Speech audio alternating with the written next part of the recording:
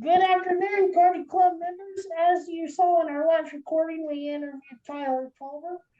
This is my cousin, and this is his friend Stephen, who is a high school teacher, and we are going to interview him a little on what it's like to be a teacher. So, Stephen, tell us a little bit about your daily schedule. What is it you do?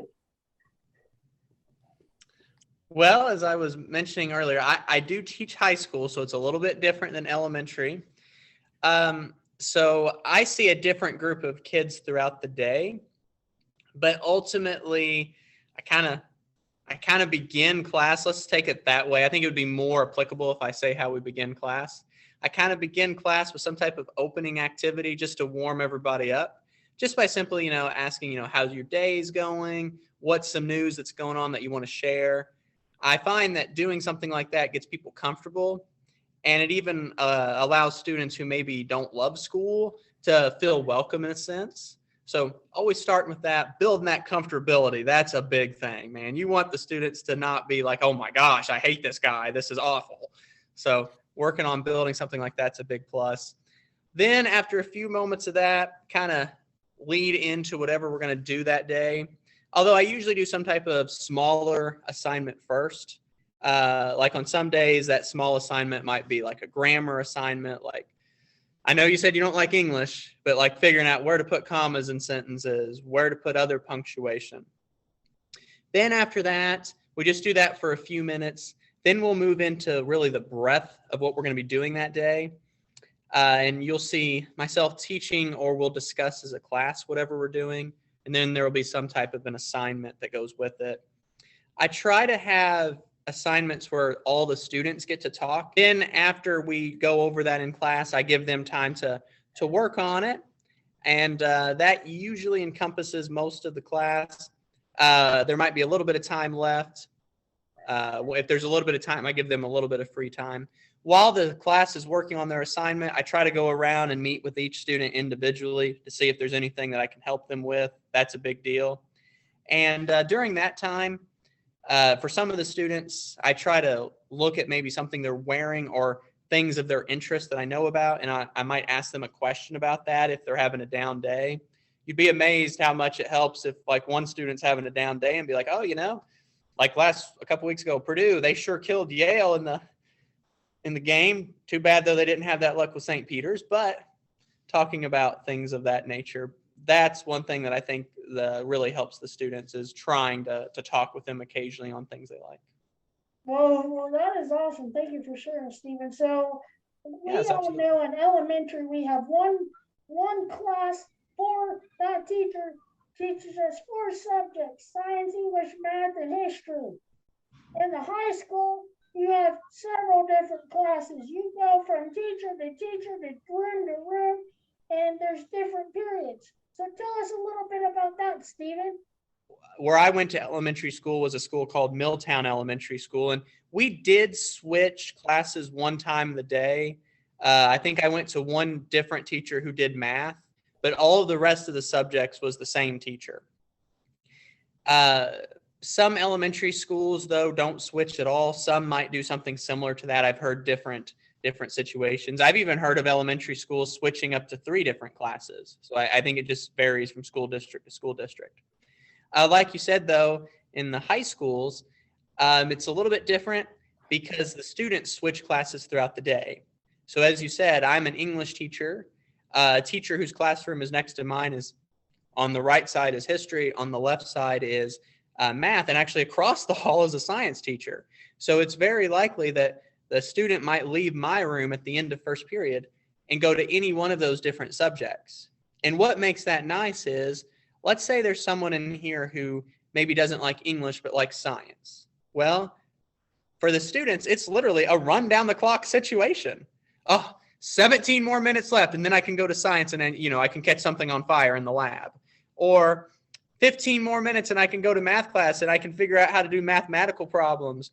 Or 20 more minutes and I can learn about a historical leader who maybe made an impact in the world. All right, Stephen, so what do you do on President's Day? Every year that I've been a teacher on President's Day, I try to do something a little bit unique and different. And I actually know another teacher who inspired me to do this. But ultimately, what I do is I choose a president. I learn everything about that president. Like I read their biographies, autobiographies, and I study everything about them. And then I literally try to portray and act like that president. I change my whole appearance. For instance, several years I've dyed my hair gray.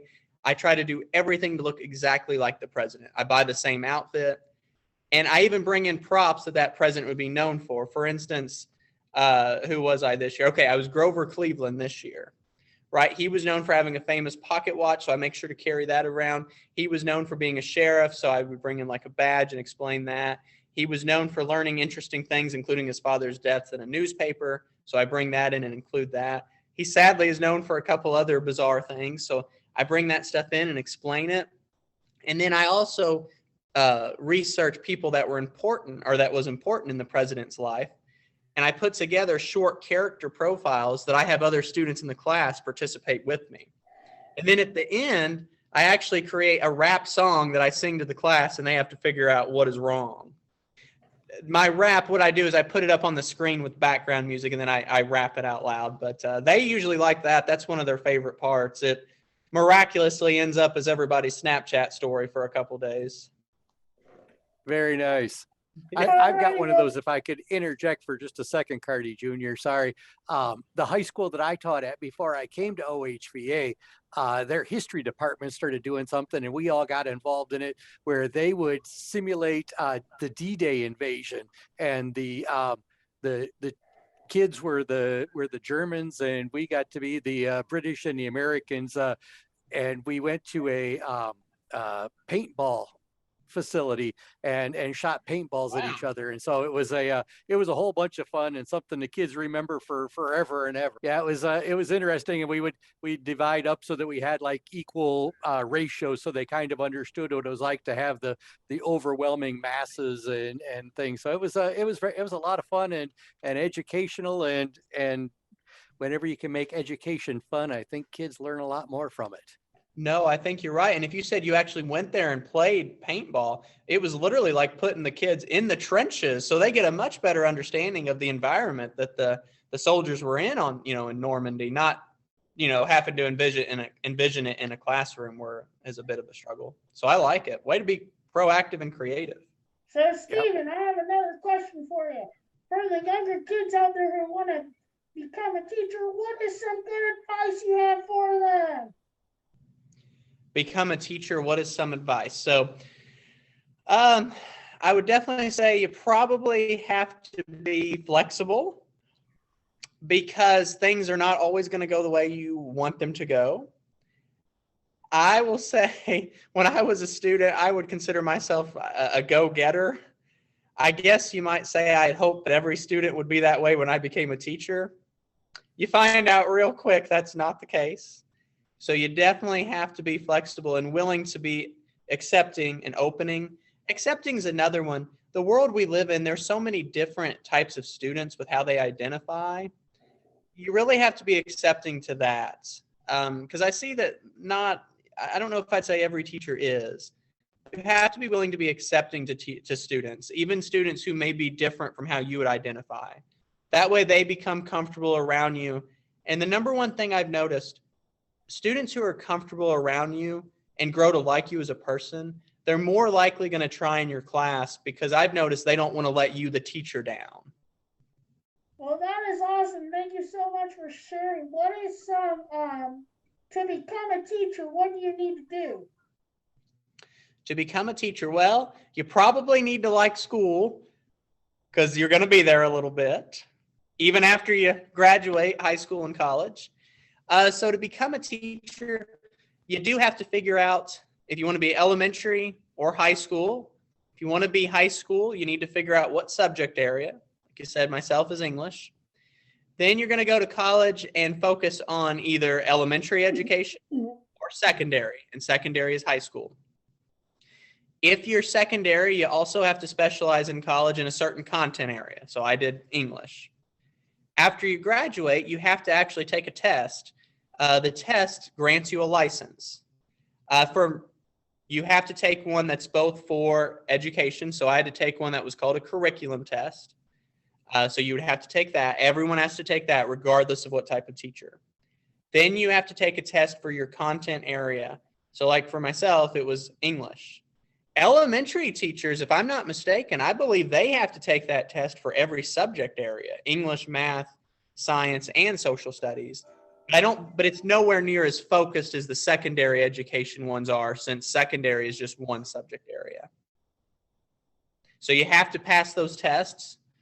Also, one other thing I forgot to mention, while you're in college, you have to do student teaching, and you have to pass that. I'm going to say, from my experience, I learned more student teaching than I did in any classroom about being a teacher. Because you can read about being a teacher or read about most professions all day. But until you're actually in the profession and you actually have to make decisions on your own, that's the best experience you're going to get. Because you don't know what you're going to do until you're thrown into the position and you have no choice but to make decisions.